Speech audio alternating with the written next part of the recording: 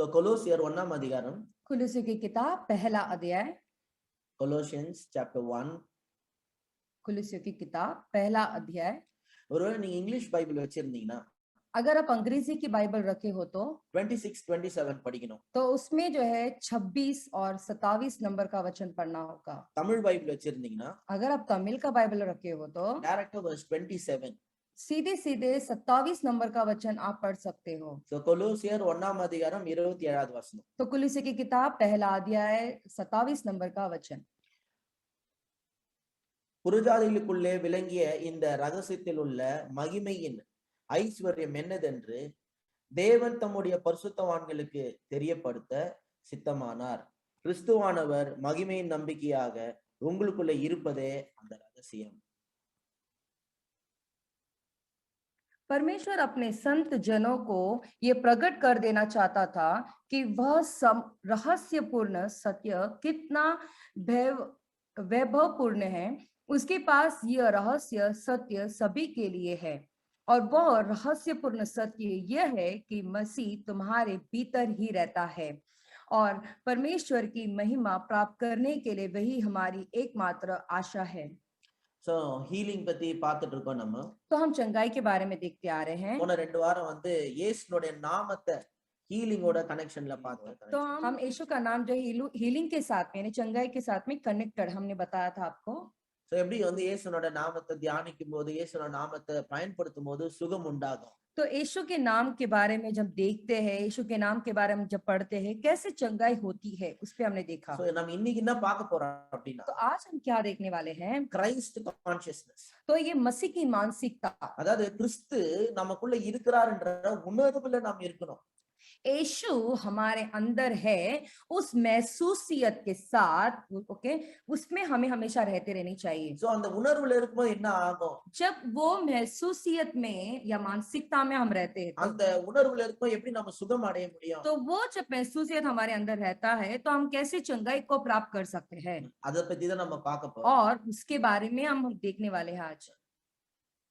பவுல் சொல்றாரு, पौलुस यहाँ कहते हैं, ஒரு பெரிய ரகசியத்தை நான் உங்களுக்கு சொல்றேன். आज एक बहुत बड़ा रहस्य मैं आपको बताने वाला ஆனா हूँ। இதுல ஆச்சரியம் என்ன அப்படின்னா लेकिन यहाँ पे आश्चर्य की बात पता है क्या है? புறஜாதிகளுக்குலாம் ஏற்கனவே இந்த ரகசியம் ஒரு அளவுக்கு தெரியும். ये दूसरे जात के जो लोग हैं ना, उनको ये रहस्य पता है, ஆனா பரிசுத்தவான்களுக்கு இப்பதான் அவர் வெளிப்படுத்துறாரு. लेकिन अभी जो पवित्र जो लोग हैं उनको अभी अभी रहस्य बताया जा रहा இது है। காலகாலமா மறைக்கப்பட்ட ஒரு ரகசியம். ये सालों सालों से छुपाया गया ये रहस्य है। அது என்ன அப்படின்னு वो கேட்டீங்கன்னா क्या है बोले तो, மகிமையின் நம்பிக்கையான கிறிஸ்து உங்களுக்குள்ள இருக்கிறார். मसीह जो महिमा की आशा है वो तुम में रहता है। Christ is the hope of glory living inside of you. मसीह जो महिमा की आशा है वो तुम में रहता है। அது என்ன ரகசியம்? அது वो क्या रहस्य है? மகிமையின் நம்பிக்கையான கிறிஸ்து உங்களுக்குள்ள இருக்கிறாருன்றதுதான் ஒரு பெரிய ரகசியம். मसीह जो महिमा की आशा है वो तुम में रहता है, वही बहुत बड़ा रहस्य है। So, இப்ப நம்ம என்ன பண்ணோம்? तो हमें क्या करना है? அவர் நமக்குள்ள இருக்கிறார்ன்ற உணர்வுல வாழ கத்துக்கணும். तो वो हमारे अंदर रह रहे हैं, उस मानसिकता में रहने के लिए हमें सीखना होगा। Christ consciousness. मसीह की मानसिकता में, கடவுள் எனக்குள்ள இருக்கிறார்ன்ற உணர்வுல வாழணும். और मसीह जो है मेरे अंदर ही है, वो मानसिकता में हमें जीना है। எனக்கு கிறிஸ்டியன்ஸ் கிட்ட பிடிக்காத ஒரு காரியம் என்ன அப்படின்னு கேட்டீங்க? मसीह लोगों के पास पता है एक बात मुझे बिल्कुल नहीं पसंद है, எல்லாமே ஃபார்மாலிட்டி, பேருக்காக ஜெபம் सब பண்றது, कुछ एक जो है फॉर्मेलिटी, जैसे नाम के लिए बस प्रार्थना करते हैं, பேருக்காக பைபிள் படிக்கிறது, नाम के लिए बाइबल पढ़ते हैं, கடவுளை பத்தி எல்லாம் பெருசா நினைக்க மாட்டாங்க. परमेश्वर के बारे में कुछ बड़ा बड़ा सोचते नहीं है। அதுவும் சண்டே சும்மா சர்ச்சுக்கு வந்துடணும். ऐसी रविवार दर रविवार कलीसिया आ जानी चाहिए, சண்டே சர்ச் நடக்கலாம் ரொம்ப மனசு கஷ்டப்படுவாங்க. और रविवार को अगर कलीसिया चलता नहीं है तो मन बहुत उनको दुख हो जाता ஆனா है। சர்ச் நடத்தி டீச் பண்றதெல்லாம் மறந்துடுவாங்க. लेकिन जब चर्च चलता है, जो सिखाया जाता है कलीसिया में, वो भूल जाते हैं। ஆனா சர்ச் நடக்கலன்னா வருத்தப்படுவாங்க. लेकिन जब कलीसिया चलता नहीं है, इनको बहुत दुख हो जाता ஆனா है। சர்ச்சில் சொல்லி கொடுக்கறதெல்லாம் எதுவும் கத்துக்க लेकिन மாட்டாங்க, जो- ஃபாலோ பண்ண மாட்டாங்க. लेकिन जो कलीसिया में जो सिखाया जाता है उसे पालन नहीं करते, उसे जो है कार्य में नहीं लेकर आते हैं। மன்னிப்பை பத்தி கத்து கொடுத்தா அதை சீரியஸா எடுத்துக்க மாட்டாங்க. क्षमा के बारे में सिखाते हैं तो वो गंभीरता से लेते नहीं हैं। நம்மலாம் மன்னிக்க முடியுமா? हम सब माफ कर सकते हैं क्या? ரொம்ப சாதாரண மனுஷன் தான், நானும் ஏசு கிடையாது எல்லாரும் மன்னிக்கிறதுக்கு. हम एक सामान्य इंसान है, हमको ये इश्यू नहीं है कि हर एक लोगों को क्षमा करते बैठे। ஆனா இயேசு பவுல் எல்லாம் லூசு பாத்துங்க, சும்மா சொல்லிட்டு போயிருந்தாங்க மன்னிங்கன்ட்டு. यीशु मसीह और पौलुस ये सब पागल लोग हैं, ऐसे ही बोल के चले गए सबको क्षमा करो करके। அதாவது என்னன்னா சர்ச்சுக்கு போனோம், ஆராதனை அட்டென்ட் பண்ணோம், ஆனா எதுவுமே சீரியஸா எடுத்துக்க கூடாது. इसका मतलब ये है, ये कलीसिया जाना चाहिए, कलीसिया में आराधना होना चाहिए, लेकिन जो कलीसिया में सिखाया जाता है उसे गंभीरता से ये लोग नहीं लेते हैं எதுவுமே கத்துக்க மாட்டாங்க. और यहाँ पे कुछ सीखेंगे नहीं। இதுல சிலர்லாம் வந்து அவங்களுக்கு பிடிச்சதை மட்டும் எடுத்துக்குவாங்க. और कुछ लोग यहाँ पे ऐसे होते हैं, जो उनको पसंद है ना वही उठाते हैं। அவங்க அவங்களுக்கு ஒரு ஃபேவரட்டான ஒரு காரியம் வச்சிருக்காங்க. उन लोगों को एक पसंदीदा बात रखे हैं। சிலருக்கு நான் ஃபைனான்ஸ் பத்தி பேசுறது இஷ்டம், அது ரொம்ப சீரியஸா எடுத்துக்குவாங்க. कुछ लोगों को जब मैं पैसों के बारे में सिखाता हूँ तो उनको बहुत पसंद है और वो अच्छी तरह से अपना लेते हैं। எவ்வளவு டைம் பேசினாலும் சலிக்காம அதை கேட்டுக்குவாங்க, அதை புடிச்சுக்குவாங்க. और कितनी दफा भी अगर मैं सिखाऊंगा तो उससे बेझिझक जो है वो बार बार उसे सुनते रहते हैं இல்ல அதை புடிச்சுக்குவாங்க, சலிக்காம கேட்பாங்க, அதை புடிச்சுக்குவாங்க. और जो है उनको जो है लगातार वो सुनते रहेंगे और कुछ बातों को वो अच्छी तरह से पकड़ लेते हैं। சிலருக்கு வந்து ஃபேமிலி பத்தி பேசினா ரொம்ப பிடிக்கும். और कुछ लोगों को परिवार के बारे में सिखाते हैं तो उनको पसंद है। அதாவது நான் எல்லாத்தையும் பத்தியும் பேசுவேன், ஆனா அவங்களுக்கு தேவையானதை மட்டும் எடுத்து மத்ததெல்லாம் ரிஜெக்ட் इसका பண்ணுவேன். मतलब ये है कि मैं सारी चीजों के बारे में सिखाता हूँ, लेकिन उनको जो पसंद है वो बात को ही पकड़ते रखते हैं। சோ ஃபேமிலி பத்தி சிலர் ரொம்ப பிடிக்கும். तो कुछ लोगों को परिवार के बारे में सिखाता हूँ तो उनको पसंद है। ஓ ஃபேமிலி முக்கியம் brother, ஃபேமிலி முக்கியம் ओ brother. भाई, परिवार बहुत इंपॉर्टेंट है भाई। சிலர் ஹீலிங் ஃபேவரட் சப்ஜெக்ட். और कुछ लोगों को चंगाई फेवरेट सब्जेक्ट होता है ஹீலிங் பத்தி பேசினா செம்ம எக்ஸைட்டட் ஆயிடும். और जब चंगाई के बारे में सिखाते तो बहुत ज्यादा जो है एक्साइटेड हो जाते हैं। சிலர் ஊழியத்தை அப்படியே ஊழியம் செய்யணும், நம்ம கடவுளுக்காக ஏதாவது செய்யணும், கடவுளுக்காக ஏதாவது செய்யணும்ன்ற டீச்சிங் ரொம்ப और பிடிக்கும். कुछ लोग जो है सेवकाई के बारे में सिखाते तो उनको बहुत पसंद है, क्योंकि वो लोग कहते हैं सेवकाई बहुत जरूरी, परमेश्वर के लिए कुछ काम करना बहुत जरूरी करके कहते हैं। அந்த மெசேஜ் சிலருக்கு பிடிக்கும். और वो संदेश कुछ लोगों को पसंद है। இன்னைக்கு சூப்பரா பேசுனீங்க பாஸ். आज बहुत अच्छा बात सिखाए भाई। அப்படிதான் ஜனங்களுக்கு சொல்லணும், சும்மா எல்லாம் வீட்டுல உட்கார்ந்து நிக்க கூடாது, கடவுளுக்காக நம்ம எல்லாம் ஓடணும். ऐसे ही लोगों को आप सिखाते रहना चाहिए, ऐसे घर बैठे बैठे रहना नहीं चाहिए, बस परमेश्वर के लिए भागते दौड़ते रहनी So, चाहिए। இவங்க அவங்களுக்குன்னு ஒரு ஃபேவரட் வச்சிருக்காங்க, அதை மட்டும் எடுத்துக்கோ, மத்தெல்லாம் இக்னோர் तो பண்ணுவாங்க. हर एक लोग जो है अपने अपने लिए जो है एक एक जो है प्रसिद्ध सब्जेक्ट लिए हैं, सब्जेक्ट पसंद करते हैं, जो जो सिखाते हैं वो कुछ बातों को ही पकड़ के रखते हैं। அப்படிலாம் நம்ம பண்ண முடியாது பாருங்க. देखो ऐसा ऐसा हम नहीं कर सकते। கடவுளோட வார்த்தையில இருந்து ஏதாவது கத்துக்கணும்னா எல்லாத்தையுமே கத்துக்கணும். जब परमेश्वर की बातों से अगर हमें सीखना है तो सारी बातें हमें सीखनी होगी। சிலருக்கு ப்ராஸ்பெரிட்டி ரொம்ப பிடிக்கும், कुछ लोगों को समृद्धि बहुत पसंद है, ஆனா கடவுளுக்காக நம்ம ஊழியம் செய்யணும், போனோம் செய்யணும்னா அது பிடிக்காது. लेकिन परमेश्वर के लिए जाना चाहिए, परमेश्वर के लिए सेवकाई करनी चाहिए, वो उनको नहीं पसंद है। சிலருக்கு ஊழியம்னா ஓடுறது ரொம்ப பிடிக்கும். कुछ लोगों को सेवकाई बोलेंगे तो भागना उनको पसंद है, குடும்பத்தை கவனிக்கணும்னு சொன்னா டென்ஷன் ஆயிடுவாங்க. लेकिन परिवार को संभालो बोलेंगे तो उनको टेंशन हो जाता है। எனக்கு வேற வேலை இல்லை, எப்ப பார்த்தாலும் குடும்பம் குடும்பம் குடும்பத்தை என்ன பாக்குறது, கடவுளுக்காக ஓடணும். इनको तो कुछ काम धंधा नहीं, हमेशा परिवार देखो, लेकिन परमेश्वर के लिए हमें दौड़ लगानी चाहिए। குடும்பத்துக்கு ஒண்ணு ஒண்ணு பிடிக்கும் பாத்துங்க. देखो कुछ कुछ कुछ लोगों को जो है अपनी अपना प्रसिद्ध जो है सब्जेक्ट होता है, அப்படிலாம் பண்ண முடியாது. ऐसा सब नहीं कर सकते। ஆண்டோட காரியத்துல எல்லாத்தையும் சீரியஸா எடுத்துக்கணும். परमेश्वर की हर एक बातों को बड़ी गंभीरता से हमें लेनी चाहिए। எந்தெந்த இடத்துல நம்ம சேஞ்சஸ் கொண்டு வர முடியுமோ அந்த இடத்துல கொண்டு வரணும். जिस जिस जगह में हमें बदलाव लानी चाहिए वो जगह में हमें बदलाव लेकर आनी चाहिए। நான் சொல்றது உங்களுக்கு புரியுதா? आपको समझ में आ रहा है क्या कह रहे हैं? இது ஏன் நான் அப்படி சொல்றேன் ये அப்படின்னா, क्यों मैं ऐसा कह रहा हूँ? நிறைய பேர் வந்து பாத்தீங்கன்னா बहुत सारे लोग पता है, கடவுளோட காரியத்துல ஆர்வமா இருக்கு, மாறி நடிப்பாங்கன்னு ஆர்வம் கிடையாது. देखो बहुत सारे लोग जो है परमेश्वर के कामों में बहुत दिलचस्प लगाते हैं, काम कर रहे हैं करके ऐसा लगता है, लेकिन ऐसी बात नहीं है, वो नहीं लगाते। அதனாலதான் கொஞ்ச நாளா வந்து நான் ரொம்ப சைலண்டா இருக்கேன். इसीलिए देखो कुछ दिनों से मैं बहुत खामोश हूँ, சண்டே மட்டும் தான் டீச் பண்ணிட்டு இருக்கேன். सिर्फ रविवार को ही मैं सिखाते आ रहा हूँ। எனக்கு இன்ட்ரெஸ்ட் இல்ல நினைச்சு கூடாது டீச் பண்றதுல. आप ऐसा मत सोचना कि मुझे दिलचस्प नहीं है, मुझे बहुत अच्छा ராத்திரி लगता பகல் நான் 24 மணி நேரமா டீச் பண்றதுக்கு ரெடி. है। रात दिन यानी 24 घंटे जो है मैं परमेश्वर के बारे में सिखाने के लिए तैयार हूँ। ஆனா கடவுள் மேல ஆர்வமா இருக்கிற ஆட்களை நான் தேடிக்கிட்டு இருக்கேன். लेकिन जो परमेश्वर के पीछे यानी परमेश्वर की बातों की चाहत जो लगाते हैं उनको मैं ढूंढ रहा हूँ। என்கிட்ட பாஸ்டர் கத்து கொடுங்கன்னு என் பின்னாடி இருக்கிற ஆட்களை நான் தேடிக்கிட்டு இருக்கேன். मुझे मेरे पीछे पड़ा रहता है कोई इंसान के पास, तो मुझे परमेश्वर के बारे में सिखाओ सिखाओ करके बोलता है ना, उन लोगों को ही मैं सिखाऊंगा। அந்த மாதிரி ஆட்களுக்கு நான் சொல்லி கொடுத்தேன்னா அவங்க வந்து கத்துக்கின்னு நல்லா மேல வருவாங்க. तो ऐसे लोगों को अगर मैं सिखाता हूँ तो वो लोग सीखेंगे और सीख कर आगे बढ़ जाएंगे। எனக்கு ஆர்வம் இருந்து பத்தாது பாத்தீங்க. देखो मुझे दिलचस्प रहेगा वो काफी नहीं है। இந்த 14 இயர்ஸ் நான் கடந்து யோசித்து பார்க்கும்போது அதான் நடந்திருக்கு. देखो ये 14 साल में अगर मैं सोच के देखता हूँ तो यही बात हुई है। நான் தான் ரொம்ப ஆர்வமா இருந்து எல்லாத்தையும் கஷ்டப்பட்டு சொல்லி கொடுத்தேன். मैं ही बड़े दिलचस्प दिखा के बहुत मुश्किल से मेहनत करके लोगों को सिखाते आया हूँ। நான் அதுக்காக பட்ட கஷ்டம் அதுக்காக நான் செலவழிச்ச நேரம் எனக்கு தான் தெரியும். उसमें कितना मेहनत लगाया, उसमें कितना समय मैंने बर्बाद किया, वो मैं ही जानता हूँ। மணிக்கணக்கா நின்னு டீச் பண்றது तो खड़े होके प्रचार करके, நான் சும்மா சொல்ல என் சர்ச்சில் இருக்கவங்களுக்கு தெரியும். देखो मैं मजाक नहीं कर रहा हूँ, बेकली से जो लोग हैं उनको पता है। நான் நேரத்தை எடுத்து டீச் பண்ண அளவுக்கு பாம்பேல யாராவது டீச் பண்ணியிருப்பாங்களா நீங்களே சொல்லுங்க. जितना समय निकाल के मैंने आप लोगों को सिखाया, वैसा जो शिक्षण है कोई भी मुंबई में सिखा सकता है। कोई किया होगा क्या, पूछे देखे। யார் வேணாலும் என்ன மாதிரி டீச் பண்ண முடியும், ஆனா யாரும் பண்ணலன்றேன். देखो मेरे जैसा कोई भी कर सकता है, लेकिन मैं ये कहना चाहता हूँ किसी ने किया नहीं। நான் நேரத்தை எடுத்து காலையில இருந்து சாயங்காலம் 3 நாள் மீட்டிங் 2 நாள் மீட்டிங்னு मैं ही समय निकाल के एक पूरा पूरा दिन में प्रचार रखता था, सिखाता था। कभी कभी एक दिन, कभी कभी 2-3 दिन लग जाता था। எல்லாருக்கும் சாப்பாடு செஞ்சு போட்டு हर एक लोगों को खाना बनाकर, நானே சமைச்சு நானே டீச்சிங். मैं ही खाना बनाता था, मैं ही सिखाता भी था। எத்தனை டைம்.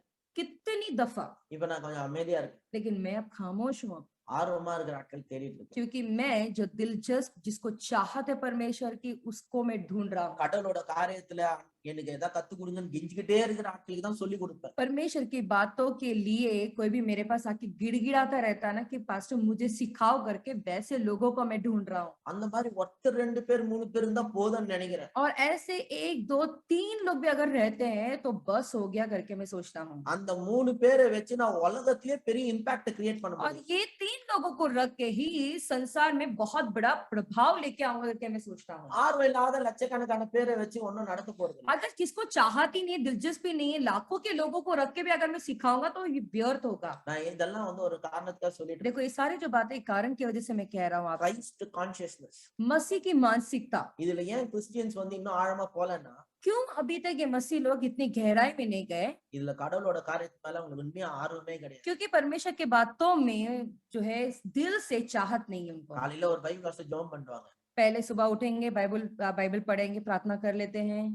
எதுக்குன்னா क्यों बोले तो? நம்ம கிறிஸ்டியன், क्योंकि हम मसीह है, அதனால பைபிள் வாசிக்கணும். इसीलिए हमें बाइबल पढ़नी होगी, அதனால வாசிடுவாங்க. इसीलिए वो पढ़ते हैं। வாசிக்கலாம் ஒரு கில்ட்டியா ஃபீல் ஆகும். अगर हम बाइबल नहीं पढ़ते तो ऐसा जो है बहुत दोषी भावनाएं रहती है। அடுத்தது ஏன் வாசிக்கிறாங்க? फिर उसके बाद वो क्यों पढ़ते हैं? நம்ம பைபிளே வாசிக்கல, ஜெபமே பண்ணல, கடவுள் எப்படி ஆசீர்வதிப்பார்? अगर हम बाइबल ही नहीं पढ़ेंगे, प्रार्थना ही नहीं करेंगे, तो परमेश्वर हमें आशीष कैसा करेंगे? அப்ப பைபிள் எதுக்கு வாசிக்கிறாங்க? तो बाइबल क्यों पढ़ते हैं? तो நான் கடவுளை அறிஞ்சிக்கணும்ன்றதுக்காகலாம் வாசிக்கல.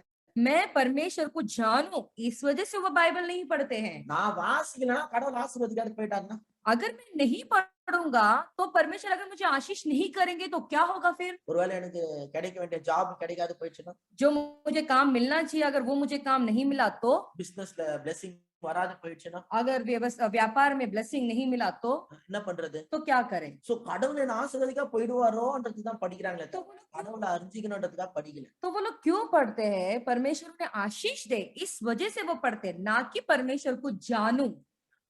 காலையில ஏஞ்சி அந்த பைபிள் வாசிச்சு ஜெபம் பண்ணிட்டாங்கன்னா, सुबह उठेंगे, बाइबल पढ़ेंगे और प्रार्थना कर लेंगे तो அதுக்கப்புறமா கடவுளை தூக்கி போட்டுற வேண்டியதுதான். फिर उसके बाद में ऐसी परमेश्वर को उठा के फेंक देना। ஃபுல்லா உலக பிரகாரமான சிந்தனையிலே இருப்பாங்க. फिर उसके बाद में पूरा संसारिक बातों में ही उनका मन भटकता रहता है। இதுல நடுவுல எப்ப கடவுள் ஞாபகத்துக்கு வருவார்னா, பிரச்சனை வந்தாதான் ஞாபகத்துக்கு வருவார். उसके बीच में अगर परमेश्वर की याद आती है तो पता है वो कब आती है? अगर ये लोग कुछ समस्या में पड़ते हैं तब याद आती है।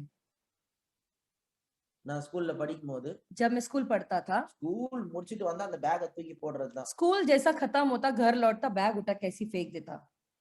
முடிஞ்சிட்டு ஸ்கூலுக்கு போயிட்டு வந்துட்டா அது பெரிய விஷயம் மாதிரி. जैसा कि स्कूल जाके आ गए तो बहुत बड़ी बात हो गई। வந்து பேக்கை தூக்கி போட்டோம்னா அடுத்த நாள் ஸ்கூலுக்கு போகும்போது திருப்பி தூக்கிட்டு போக फिर வேண்டியது. जैसा घर आता हूँ, बैग उठा के फेंकता हूँ, दूसरा दिन जब स्कूल जाता हूँ उस वक्त ही वो बैग देखता हूँ। நடுவுல அந்த புஸ்தகத்தை பேக் ஓபன் பண்ணி அந்த புஸ்தகத்துல எதுவும் படிக்கிறதே கிடையாது. उसके बीच में वो बैग खोल के उसका किताब उठा के पढ़ना, वो सब बिल्कुल नहीं। அந்த மாதிரிதான் காலையில ஒரு டைம் பிரேயர் அவங்க போட்டா முடிஞ்சிச்சுன்னா அதுக்கப்புறம் கடவுளை பத்தியே நினைக்க மாட்டான்.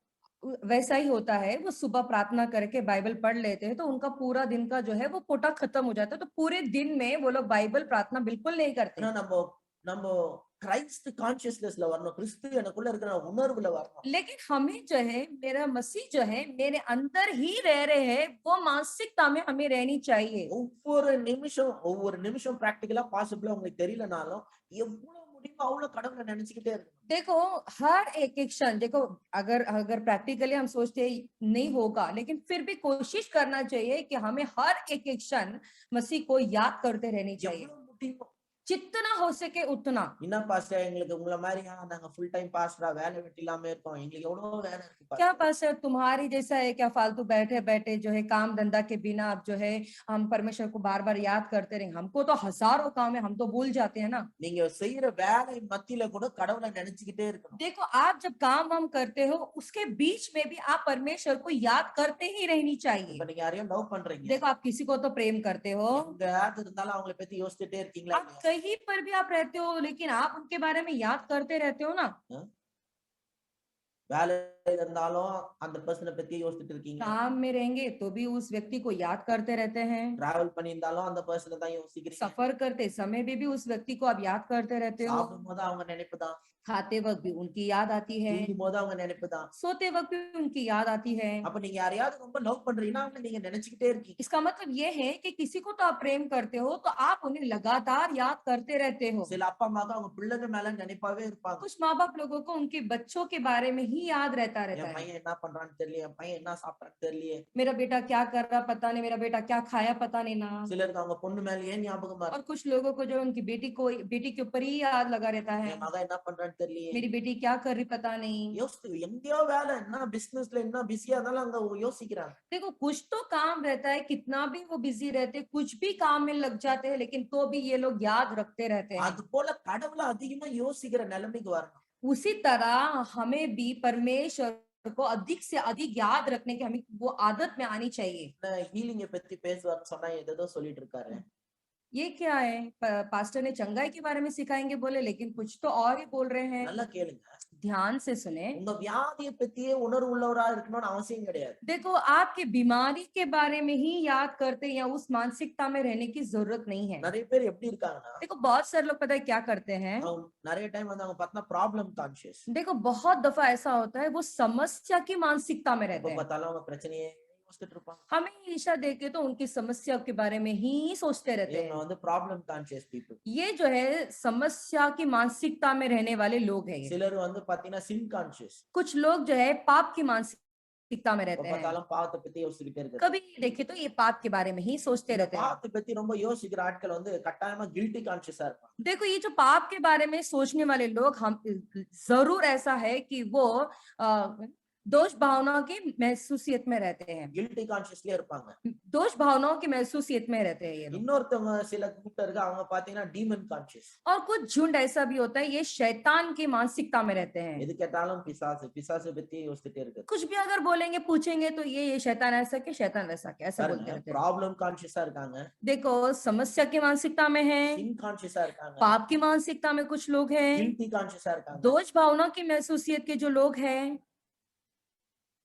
பிசாசு பத்தி கான்ஷியஸா இருக்காங்க, फिर शैतान के मानसिकता में कुछ लोग हैं, ஈவன் அன்கான்ஷியஸா கூட இருக்காங்க. और ये लोग ऐसे भी होते हैं जो बेहोश भी होते என்ன हैं। நடக்குதுன்னே தெரியாது. क्या हो रहा है आगे आजू बाजू उनको पता नहीं। ஒரு சிலர் கூட மெசேஜ் அப்படிதான் கேட்டுப்பாங்க,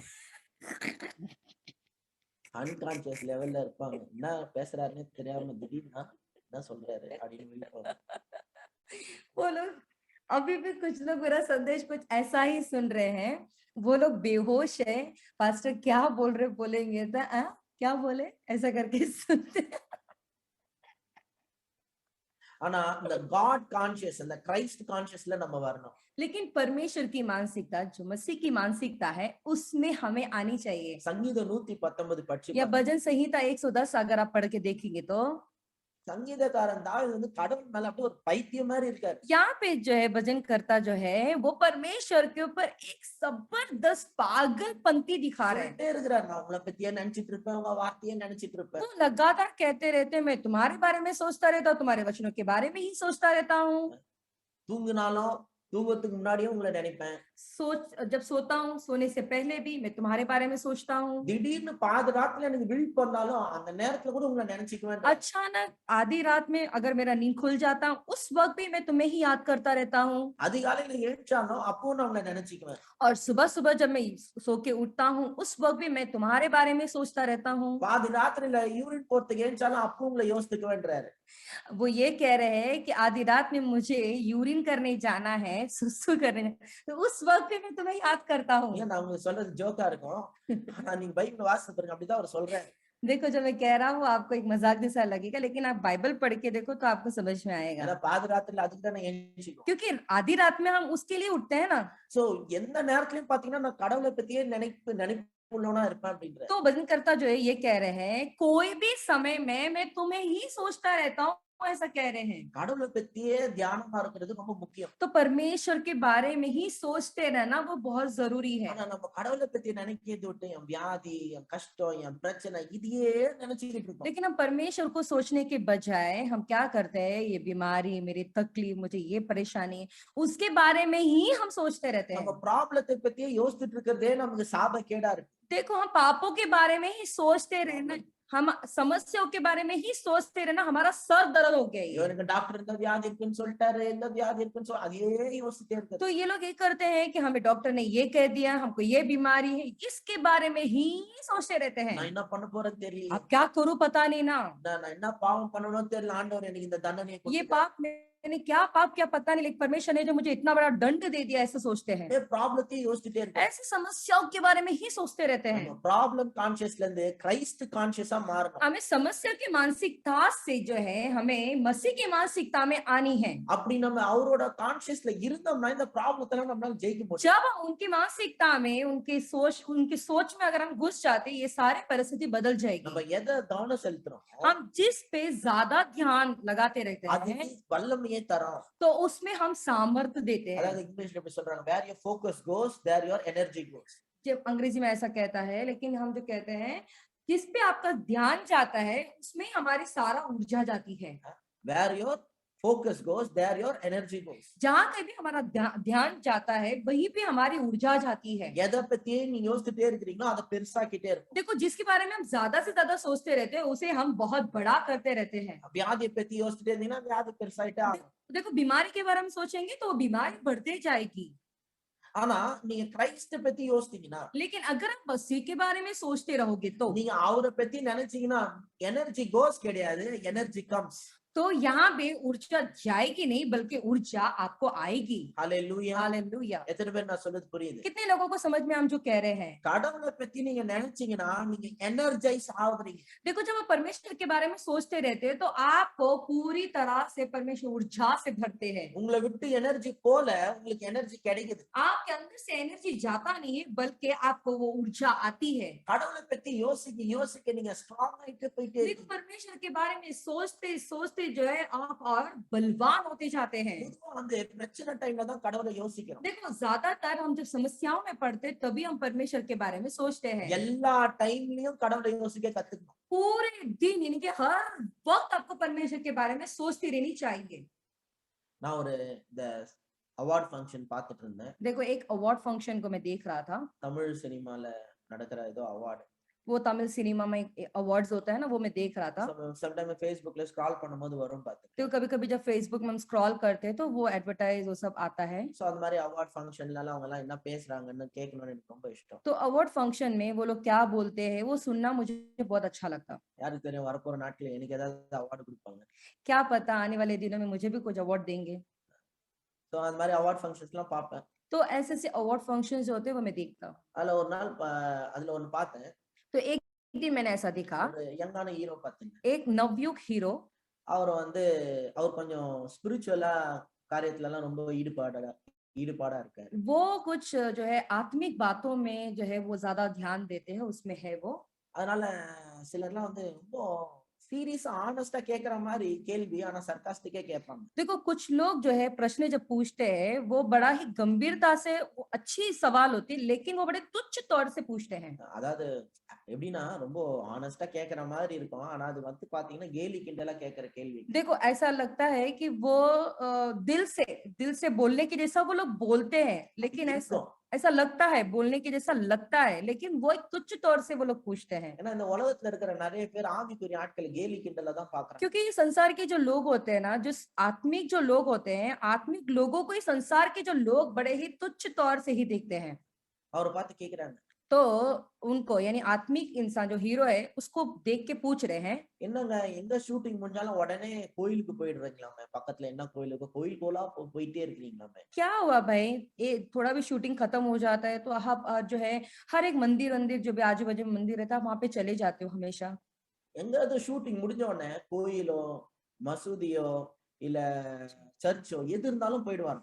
कोई भी शूटिंग जब खत्म होता है वो कलीसिया में चले जाते हैं, क्या कोई मंदिर में चले जाती है, कोई भी मस्जिद में वो चले जाते हैं। எது பக்கத்துல இருக்குதுன்னு கண்டுபிடிச்சு அங்க போயிடுவாராம். कोई भी अगर जो आजू बाजू में कोई भी चीज अगर रहता है मंदिर मस्जिद चर्च जो भी रहता है उसे खोजते हैं और वो वहां पे चले जाते हैं। அப்ப கேக்குறாங்க எதுக்கு நீங்க போறீங்கன்னு. तो ये लोग सवाल पूछ रहे तुम क्यों जाते हो ऐसे, அவர் சொல்றாரு, तो वो कहने लगे கடவுள் எனக்கு வந்து கோடிக்கணக்கான எத்தனையோ நன்மைகளை பண்ணியிருக்காரு. तो वो कह रहे हैं मुझे परमेश्वर ने कितने करोड़ों करोड़ों चीजें यानी भलाई की जैसा किया है, அதுக்கெல்லாம் நன்றி செலுத்த தான் போயிட்டு इसीलिए मैं धन्यवाद करने के लिए जा रहा हूँ। எங்கேயோ ஒரு ரிலிஜியஸ் பிளேஸ்ல போய் கடவுளை நினைச்சிட்டு கடவுளுக்கு நன்றி செலுத்துறதுக்காக போறேன். किधर तो कोई तो आत्मिक जगह में जाकर बस परमेश्वर को धन्यवाद देता रहता हूँ। பாருங்களேன், கடவுளுக்கு நன்றி செலுத்தணும்னு ஒரு எண்ணம் வருது. देखो परमेश्वर को धन्यवाद देना वो एक उनका एक सोच है। கடவுளை நினைக்கிறவன் தான் கடவுள் செஞ்ச நன்மையை நினைப்பான் பாரு. देखो जो परमेश्वर को याद रखता है वही परमेश्वर की जो भलाई की है परमेश्वर ने उसे वो याद रखते हैं। நம்மளுக்கு கடவுள் எவ்வளவுதான் நன்மை செஞ்சாலும் வாழ்க்கையில எதுவுமே செய்யாத மாதிரி தான் இருக்கும். देखो परमेश्वर ने हमारे लिए कितनी भी भलाई की है लेकिन फिर भी हम उसको याद नहीं रखते हैं। அதுவும் சில கிறிஸ்டியனை பார்க்கணும் பாருங்களேன், लेकिन यहाँ पे जो है कुछ लोगों को यानी मसीह लोगों को हम देखते हैं ना, எங்களுக்காக ஜெபிச்சிங்க பிரதர், எங்களுக்காக ஜெபிச்சிங்க பிரதர், எங்களுக்காக ஜெபிச்சிங்க பிரதர் அழுகுஞ்சாவே இருப்பாங்க பாரு. हमारे लिए प्रार्थना कर लो भाई, हमारे लिए प्रार्थना कर लो भाई, हमारे लिए प्रार्थना कर लो, ऐसे चेहरा को रोया हुआ रखकर जो है सभी को ऐसे कहते रहते हैं। எங்க வீட்டுல ஏகப்பட்ட பிரச்சனை, எங்களுக்காக ஜெபிச்சிங்க. हमारे घर में बहुत सारी समस्या है, आप हमारे लिए प्रार्थना कर लो। எல்லாருக்கிட்டையும் போயிட்டு மறக்காம எங்களுக்காக ஜெபிச்சிங்க. तो हर लोगों के पास जाके आप बिन भूले हमारे लिए प्रार्थना कर लो ऐसा कहते हैं। கடவுள் உங்களுக்கு எவ்வளவு நன்மையை செஞ்சிருக்காரு. देखो परमेश्वर ने आपके जीवन में कितनी सारी भलाइयां की है। கடவுளை பத்தி நினைக்கிற எண்ணம் இருக்கிறவனுக்கு தான் கடவுள் செஞ்ச நன்மைகளையே நினைக்க முடியும். देखो परमेश्वर के बारे में जो सोचते रहता है याद रहता है वही लोग परमेश्वर की भलाई को भी याद रखता है। தாவீது வந்து கடவுளை அதிகமா யோசிச்சுக்கிட்டே இருக்கிறார். देखो यहाँ पे दाऊद जो है परमेश्वर की बातों में परमेश्वर को बहुत सोचते रहता है, அதனாலதான் கடவுளை பத்தி அவர் இப்படி சொல்றாரு. इसीलिए वो परमेश्वर के बारे में ये कहते हैं। அவர் ரொம்ப கடவுளை யோசிக்கிறதுனால அவரோட நன்மையை யோசிக்காம அவரால் இருக்க முடியல. तो वो परमेश्वर के बारे में सोचते रहने की वजह से उनके भलाई को सोचे बिना रह नहीं पा रहे हैं वो, அதனாலதான் அவர் சொல்றாரு, इसीलिए वो कहते हैं சிங்கக்குட்டிகள் கூட தாழ்ச்சி அடைந்து பட்டினியா இருக்கு, सिंहा भी जो है वो भूखा रह सकता है ஆனா கர்த்தரை தேடுகிறவர்களுக்கு ஒரு நன்மையும் குறைவுபடாது. लेकिन परमेश्वर को जो खोजता है वो कभी भी भूखा नहीं या कमी कटी से नहीं गुजरता। அப்புறம் தாவீது இப்படி फिर சொல்றாரு, दाऊद ये भी कहते हैं சங்கீதம் 34 यहाँ पे 34 में भजन संहिता 34 में கர்த்தரை நான் எக்காலத்திலும் ஸ்தோத்திரிப்பேன், परमेश्वर को सदा सर्वदा स्तुति करता रहूंगा அவர் துதி எப்பொழுதும் என் வாயில இருக்கும். और उनकी स्तुति हमेशा मेरे मुंह में रहेगी। பாருங்க, கடவுளை பத்தி யோசித்தாங்க. देखो परमेश्वर के बारे में हम सोचते रहते था, கடவுளை தேடுறவன் தான் கடவுளை பத்தி யோசி. देखो जो परमेश्वर को जब ढूंढता है वही इंसान परमेश्वर को सोचता रहता है। கடவுளை தேடுறவருக்கு जो परमेश्वर को ढूंढता है ना ஒரு நன்மையும் குறைவுபடாது. उसको कोई भी चीज कमी घटी नहीं हो सकती। அவர் நிறைய நன்மைகளை அனுபவிச்சிருக்காரு, और நிறைய நன்மைகளை அனுபவிச்சிருக்காரு. तो दाऊद जो है बहुत सारी भलाइयों को अनुभव किए हैं, அதனால சொல்ற கர்த்தரை நான் எக்காலத்திலும் ஸ்தோத்திரிப்பேன், इसलिए वो कह रहे हैं कि परमेश्वर को मैं सदा सर्वदा स्तुति करता रहूंगा அவர் துதி எப்பொழுதும் என் வாயில இருக்கும். और उनकी स्तुति हमेशा सदा सर्वदा मेरे मुंह में बनी रहेगी। திருப்பியும் சொல்றேன் பாருங்க, देखो मैं वापस से कहता हूँ பொதுவா நம்ம பிரச்சனையில இருக்கும்போது தான் கடவுளை நினைக்கிறோம். ज्यादातर जब हम समस्या में फंसते हैं उस वक्त हम परमेश्वर को याद करते हैं। ஒரு புதுசா செல்போன் வாங்குறீங்க, देखो एक नया सेलफोन खरीदते हैं, அந்த டைம்ல கடவுளை பத்தியா யோசிக்க மாட்டீங்க. तो उस वक्त परमेश्वर को ढूंढेंगे नहीं या सोचेंगे नहीं। புதுசா ஒரு செல்போன் வாங்குறீங்க, एक नया सेल फोन खरीद रहे हो அந்த டைம்ல கடவுளை பெருசா யோசிக்க तो மாட்டீங்க. उस वक्त आप परमेश्वर को याद नहीं करोगे। ஆனா அந்த செல்போன் காணாம போயிடுச்சுன்னு வச்சு, लेकिन जब वो सेल फोन गुम हो जाता है, கடவுளே நான் என்ன பண்ணேன், எங்க போச்சான்னு எப்படியாவது கிடைக்கணும் ஆண்டவரே. हे परमेश्वर मैं क्या करूं, मैंने क्या किया है ऐसा, इससे तो आप मुझे खोज करके दो। செல்போன் காணாம பிறகு போனப்ப தான் கடவுள் ஞாபகத்துக்கு வருவார். जब सेल फोन जब घूम जाता है तब परमेश्वर की इनको याद आती है। எதையாவது நம்மளால முடியல, நமக்கு கஷ்டம் அப்படின்னா தான் கடவுளே ஞாபகத்துக்கு வராரு. जब हमसे कोई बातें नहीं होती है, नामुमकिन हो जाता है, उस वक्त ही हमें परमेश्वर की याद आती है। நான் இன்னொரு ஒரு உதாரணம் சொல்றேன். एक और उदाहरण मैं देता हूँ आपको। இப்போ போன் எங்கேயோ மறந்து வச்சுட்டீங்க. आप फोन भी कहीं तो भूल कर रख दिए। போன் வந்து இப்போ தேடுறீங்க. अब फोन को आप ढूंढ रहे हो। அப்படி தேடும்போது जब आप ढूंढते हो முதல்ல எப்படி நம்ம ஆரம்பிப்போம், आप पहला पता है कैसे शुरू करोगे? நான் இங்க தானே வச்சேன், நான் நல்லா ஞாபகம் வச்சுங்க அந்த வார்த்தை, நான் இங்க தானே வச்சேன், நான் இங்க தானே வச்சேன். तो ये कहते हैं अरे मैं, यानी कि ये जो शब्द है मैं, उसे आप अच्छी तरह से याद रखे। ये कहेंगे मैंने यही तो कहीं तो रखा ना। நான் இங்க தானே வச்சேன், நான் எங்க வச்சேன், நான் சொல்லிட்டே இருப்பீங்க. तो आप कहोगे मैंने यही रखा ना, मैंने वही रखा ना, यानी कि उस जगह में मैं करके आप लगातार बोलते रहेंगे। ஆனா எப்ப உங்களால தேடி கண்டுபிடிக்க முடியலன்னு தெரிஞ்சுச்சோ, जिस समय आप ढूंढ रहे हो, आपको मिल नहीं रहा है, आपको पता चलता है तब அப்பதான் கடவுளே நான் எங்க இருக்கும் என் போனு, फिर- கடவுளே நினைப்பீங்க. फिर उसके बाद में आप परमेश्वर को ढूंढोगे, हे परमेश्वर पता नहीं मैंने कहाँ तो रख दिया है। उस वक्त आप परमेश्वर को ढूंढते हो। அது வரைக்கும் நான் எங்க வச்சேன், तब तक मैंने कहाँ रखा। நான் அப்படின்ற உங்க மேலதான் கான்சியஸா இருக்கீங்க. तो आप क्या करते हो, आप आपके ऊपर ही मानसिकता यानी कि सोच को लगा के रखे ஆனா हो। கிடைக்கலன்னு தெரிஞ்ச பிறகு, लेकिन जब आपको पता चलता है कि नहीं मिल रहा है முயற்சி செஞ்சு சோர்ந்து போயிட்ட பிறகு, और आपने कोशिश की, आप निराश हो गए, उस वक्त அப்பதான் கடவுளே நான் எங்க வச்சேன்னு தெரியலையே. तभी आप कहोगे हे परमेश्वर मैंने कहाँ रखा पता नहीं ना। நான் சொல்றேன், मैं कहता हूँ देखो, நீங்க காட் கான்சியஸா மாறினீங்கன்னா, अगर आप परमेश्वर की मानसिकता में बदलते हो तो, அவர் மேல போக்கஸ் பண்ணீங்கன்னா, उनके ऊपर ध्यान लगाते हो तो, உங்களுக்கு எனர்ஜி போக, நான் சொன்ன எனர்ஜி வரும்.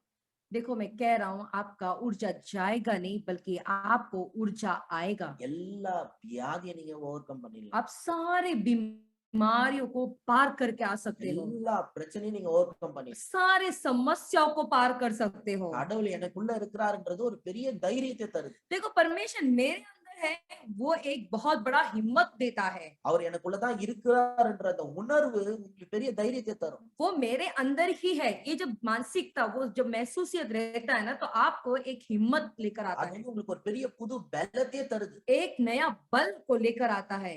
இத சொல்லி நான் முடிக்கிறேன் பாருங்க. तो ये बोलकर मैं समाप्त करूंगा। Hebrews chapter 12 वास्तीங்கன்னா, इब्रानी की किताब 12वां अध्याय अगर आप पढ़ोगे तो ஃபர்ஸ்ட் वर्सல இப்படி போட்டிருக்கு, पहला वचन में ऐसा लिखा जाता है, looking unto Jesus, परमेश्वर की ओर who is देखकर the author and the finisher of our faith. जो हमारे विश्वास का कर्ता धरता है।